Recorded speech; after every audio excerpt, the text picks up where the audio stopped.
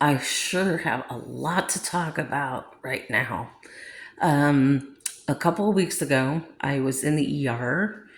I was treated for an ulcer, and it came to my attention due to the number of med med changes over the past couple months with my spinal stenosis. So that was a huge contributing factor of the ulcer that came about. I was really sick, and I knew something wasn't right, and but the pain, I thought the pain would go away, and it didn't. Not on my own, fortunately. So I was in the ER a couple weeks ago, the last place I wanted to be. But I wanna thank Suma, the Suma ER folks in Green, Ohio, who took care of me that day. So I really appreciate all the work that they did and helped me out when I was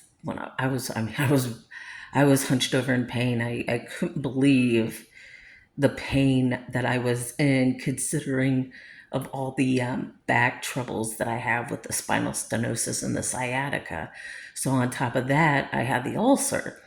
So it was just these past 4 weeks have been nothing but, you know, less than pleasing, fortunately. So I know I had in a previous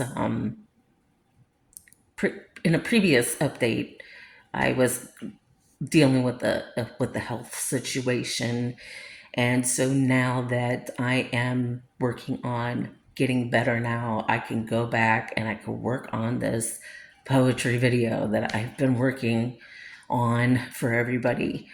Um, Also, while I'm here, uh, I want to also bring up something that's been going around a lot lately, and this comes back to our mental health, but also for abuse survivors. And I have been very vocal, extremely vocal on this particular topic and subject. I know it could be very hard to talk about. When I first started doing my vlog, I was just giving a lot of randomness, a lot of things that were just going on in my day to day life, or things that I just had a hard time controlling. And I had to put my faith in the Lord to help me get through that. And it's very difficult. Um, I know a lot of women who are abuse survivors are always plagued as a victim. And the first time someone told me that I was a victim, I actually got really irritated with it, to the point where I told the person or persons that I was in the room with, I said, listen to me, please. I am not a victim. I am sitting here talking about this stuff. I am considered a survivor in this. It was not my fault at all what happened. I was abused mentally and emotionally. I was completely scarred. I was stripped of my identity. I was not the person who I thought I was anymore. And people are at the point where they're going to attack you or someone you know and retaliate and just do something so heinous that it's unconscionable to talk about. And I understand that because I was in that position for a very long time. And the moment that I first started coming out about this, there was a huge weight lifted off my shoulders and off my heart, because I had been dealing with something that was so, I want to say, taboo. And a lot of people who do not deal with mental or emotional abuse just think it's all in your head, and it's not. It's not all in my head. It's not in anyone's heads. It's the fact that someone who is verbally abusive, controlling, very manipulative. They do more harm to a person's mental state of mind. And I want people to understand this because of what has been going on lately in the news. I'm not going to bring up exactly the whole thing. Everybody knows what's going on in that particular situation. But I was reading something that really struck a chord with me, and it was the fact that women now are feeling, I want to say, feeling scared and afraid that someone's going to do something to them. That is a flight risk. That's a flight risk. And I hate bringing up those kind of terms, but it's true. We have this fight or flight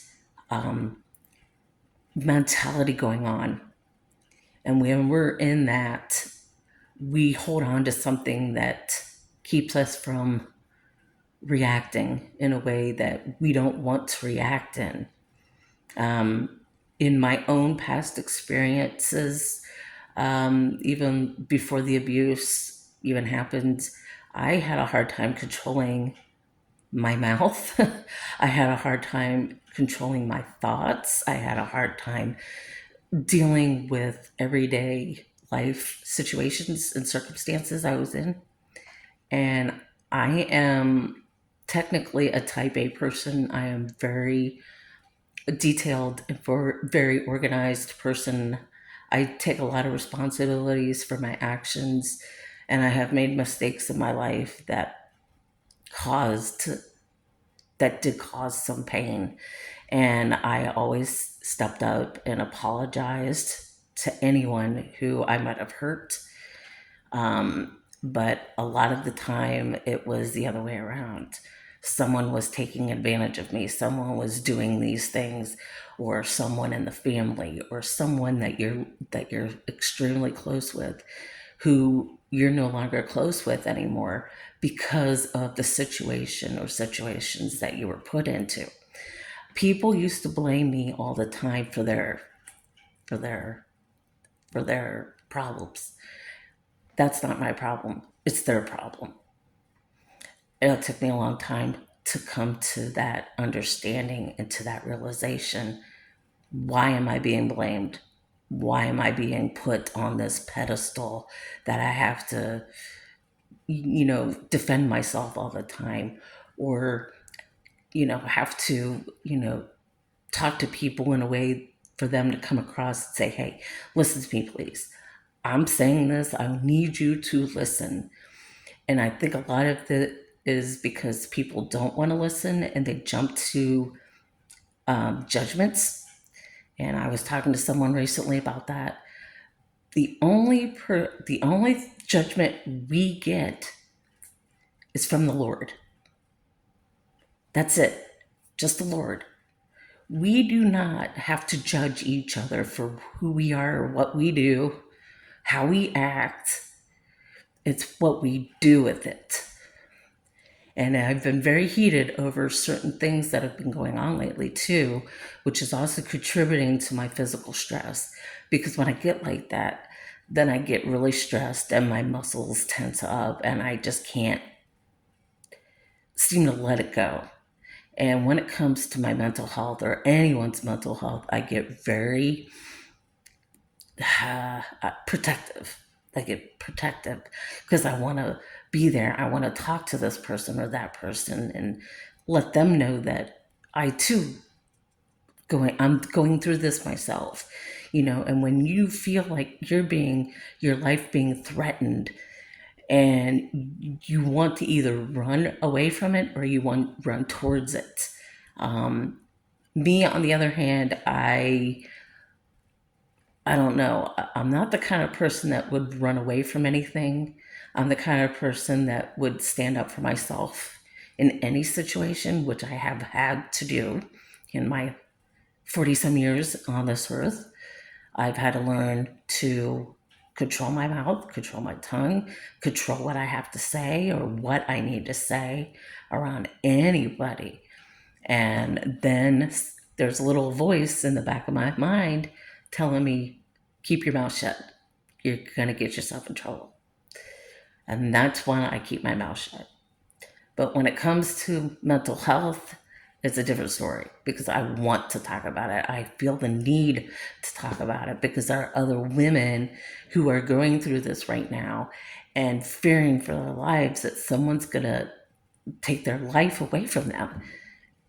I feel so passionate about this because of what is going on right now in our society about mental and emotional abuse, verbal abuse, domestic abuse, sexual abuse. It's a number of things. It's just not a mental, emotional thing. It's several things that goes on with a survivor. So if anyone ever pegs you as a victim, then they don't have the right to call you a victim because they don't know what you're going through. And that's when you step up and you say, I'm not the victim. I'm the survivor. I've survived this. I've gotten through this and I'm going to move forward and I'm going to do something about it.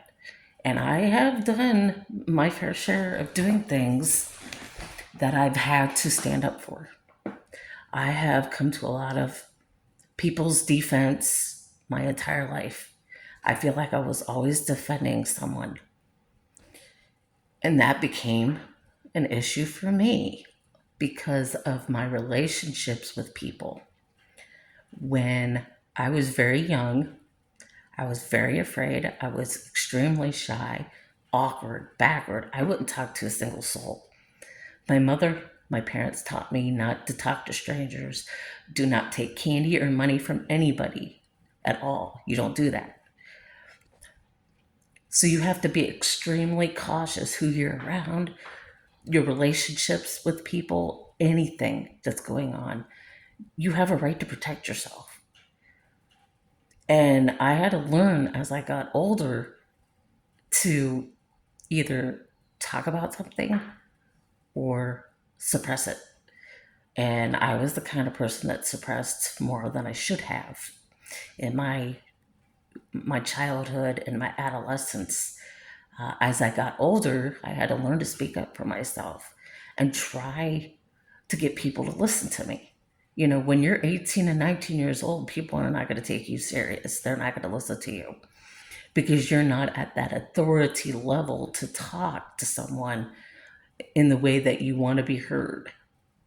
So this is why I'm coming in here, but also to give a brief update on my spinal stenosis and what contributed to the ulcer. I am starting to feel better. I've been on prescription medication for this.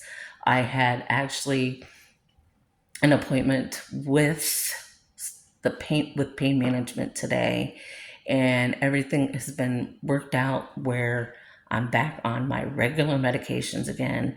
I'm off of these other medications that were screwing up my stomach and my digestive system. I have problems with that anyway, and it just all of that contributed to the ulcer that was developed. So, but yes, I'm in here to talk about pretty much a lot of things because this has been weighing on my heart.